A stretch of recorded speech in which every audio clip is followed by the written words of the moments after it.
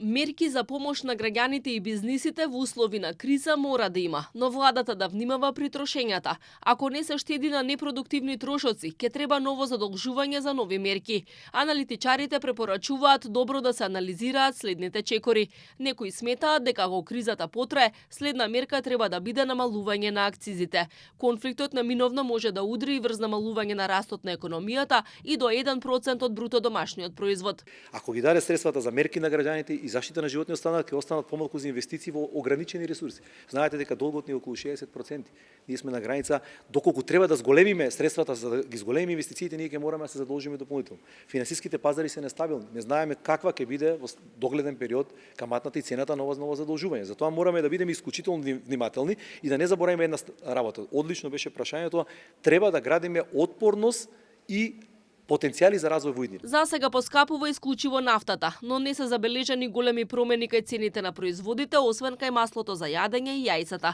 За трговците да не ја искористат ситуацијата, да трупаат залихи по пониски цени, а да ги продаваат неосновано поскапо, контролите мора да зајакнат. Според експертите, во вакви услови клучна е антимонополската политика, работата на Комисијата за заштита на конкуренцијата и зајакнување на инспекциите.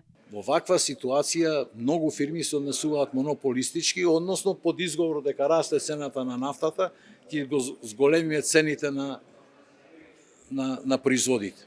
Во таква ситуација трошоците за производство растат и цените растат, меѓутоа во светот антимонополската комисија прави контрола дали и колку е оправдан порастот.